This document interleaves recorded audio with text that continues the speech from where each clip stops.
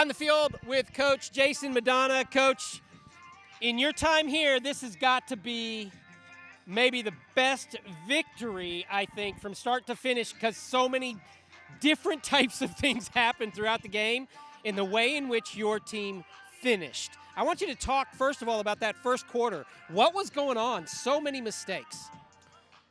I think we're a little amped up. You know, we had a great atmosphere tonight, Jim Thorpe night. We unveiled our new jerseys, partnerships with the tribe, celebrating. A lot of people in the stands. I think we were a little nervous, came out a little just overhyped, making kind of bonehead type penalties and mistakes. And once we finally settled in, then we started playing like us again. And so let's move into the second quarter, and that's when you found your identity. What was the difference? What happened in that second quarter that made your guys click in? I think they just finally settled in. They finally settled down. You know, we broke the first play and then had a penalty, and it was kind of like, you know, the energy kind of got taken from us, but we just kept fighting, just kept fighting. I told them throughout the week, you're going to face adversity. It's not going to be easy. This is a good East Central team coming to town. They're going to punch us in the mouth. They're going to make plays, and we just kept going, kept making plays. Offense went on long drives, let the defense rest. Defense got us the ball back over and over again. Special teams was great. Lance flipped the field for us again. And so we're just playing as well as a team right now. We're having each other's back when things go wrong, and we're sticking together, which is what we've been preaching this entire time. So just very proud of their effort to continue to overcome when bad things happen. This was a good East Central team coming in, a well-coached team. They had some athletes on the field, but from the beginning, it really felt like you athletically were the superior team on the field tonight. Are you feeling that same way about your guys? We've got some athletes out there. Right, I was really confident in our guys coming into the football game, but, you know, we can't hurt ourselves, and we talked about that the entire time. When we got games that we have a chance to win, we can't stand in our own way. We did that a little bit early on. Luckily for us, you know, they did a little bit of that too, and so we were able to kind of stay with it and persevere at the end. So really proud of the effort of these guys. Last week, we highlighted a freshman on the field. I noticed McCurdy back out there. Your defensive backfield tonight really pressured by that quarterback and by the attack that they were able to move down the field. What was the difference back there tonight that we were able to keep them out of the end zone? Well, you know, they had some talented players, and we knew that they were going to make some plays, but everything condenses down in the red zone. I think our guys just really stepped up. I mean, the huge play right before halftime where we drop a defensive lineman in coverage and he intercepts the ball, and then down there just taking advantage of their mistakes. I think they fumbled one to us, and then we were able to catch them on kind of a mishandle on the exchange. So just our defense just playing aggressive. What you're noticing now from years past is we're not getting down on ourselves when bad things happen. We're continuing to fight, and that's kind of the evolution of our program. We have a long way to go. We're not even close to being where we need to be for this season, but I am seeing the progression that I need to see out of these guys to give us a chance to win these type of ball games.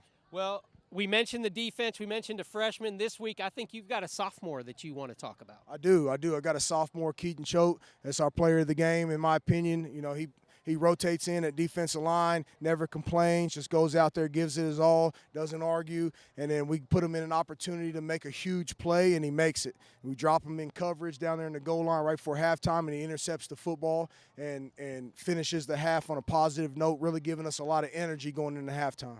So let's bring Keaton Choate in here just for a moment.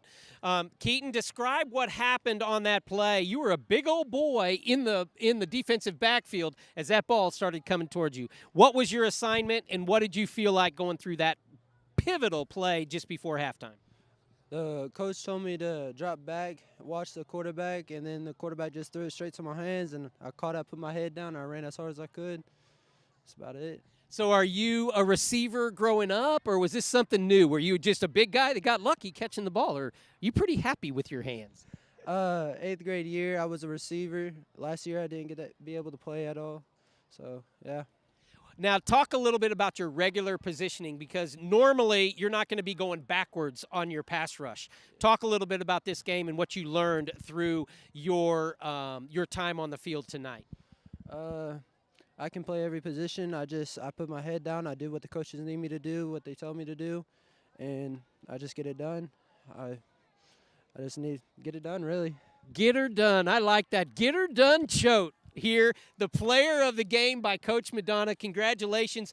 Your family will receive a meat pack from Hardesty's Meats and Deli, best meats and deli in the entire area. So hands up for that. Thank you to BB Woodworks, Keaton Choate tonight. And now we've got some questions for Ava. Keaton, thanks a lot for being with us. Now, your daughter, she's told me that every week she's a part of this. And tonight, she got to be a part of something on the field. Tell us what you did on the field and how much fun or no fun it was. Describe it for us. Well, this weekend we did a charm thing where we learned all the cheers that the cheerleaders do and all the chants and, and we did a dance. And personally, I think that was really fun because I've done that for this is my second year doing it. And I honestly don't know if I'm going to do it next year because last year's dance was pretty hard and this year's dance was also kind of hard. Yeah. But I think I may do it again. So, did you get a video of that? Because I missed the video. Can you get me a video of that we can then upload and maybe show on ShawneeCTV? Ask Trish Madonna. I don't got a phone. We will ask Trish Madonna about that. Could you encourage others who are in 3rd, 4th, or 5th grade to be a part of that next year? I know you said you might not be, but wouldn't you want to encourage some of your classmates at Will Rogers or the younger people at the other elementary to be a part of that? Well, yeah, I mean, it's really fun, even though the dances are really hard and all. But besides that, it's really fun. All the cheers are really fun. The chants. This dance, it's all really fun. So tell them they should come out. It's all really fun. If you haven't done it yet, you better get your booty out there. Oh, we like that, Dad. What was that, huh? Taking care of her from the back. Ava, good job. And you did an awesome job out there. And we'll get that video from Trish. That would be her mama. And we'll get it loaded up there. Hey, Coach, coming through the 4th quarter last week, you said, I'd like for us to finish. Tonight you did with 2 big drives. Talk a little bit about head coach and what you saw on the field transpire and how happy that makes you feel for these kids. Very excited.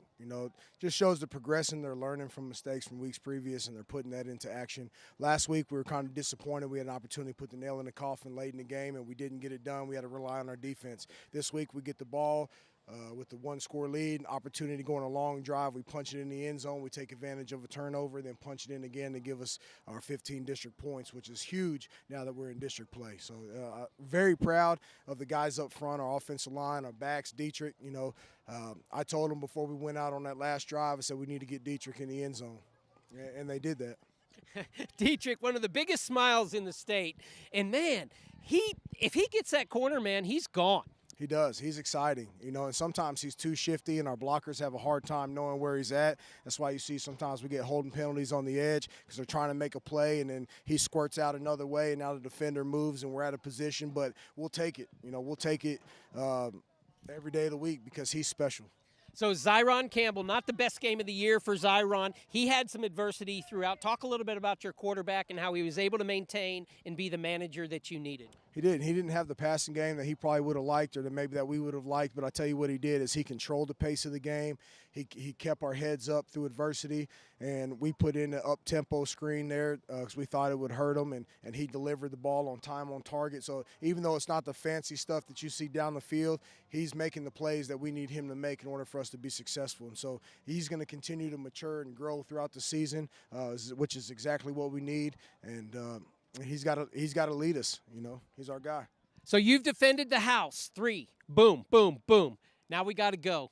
Give your best invite for all of our fans out there to follow up to Booker T and be part of the victory up there if we can pull that out. We're heading on the road North Tulsa next week. Big district game. Okay, I need everybody, all Shawnee, carpool, pitch together. It's their homecoming, so their band's going to be going. Their crowd's going to be loud. So anybody in the area, find a ride, get up there to North Tulsa, support your Wolves because we got something special going on here. Coach Jason Madonna, thank you as always for your time right after this. I want to give a shout-out Jack Henson, Ava's great-grandfather, lost his wife of 88 years old. She lived a beautiful life, awesome woman. So Grandpa Jack, he's one of our biggest fans. He's always watching. He loves Daniel, thinks you're a celebrity. So Grandpa Jack, go Wolves. Wow. I want to say one more thing. Please. If you haven't seen him yet, My aunt owns a bracelet shop. It's called Bad Bee Bracelets. If you haven't got one yet, she makes some really cute bracelets, so go check out her website. Can I see that bracelet? How cool is that? This is a family.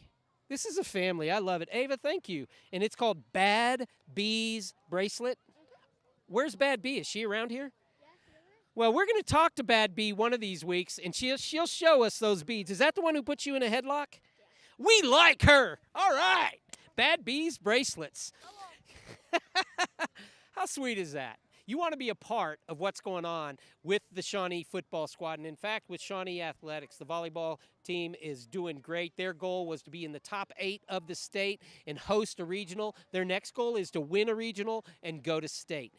We all need to get out and support. I'm telling you, Shawnee, ask my daughters. There is no better entertainment value than high school sports. We encourage everybody to get out and enjoy with your family. For ShawneeCTV and for all who are here tonight, we want to thank you for tuning in, because remember, Shawnee, as we stay together, together we build community one season at a time. Good night, everybody.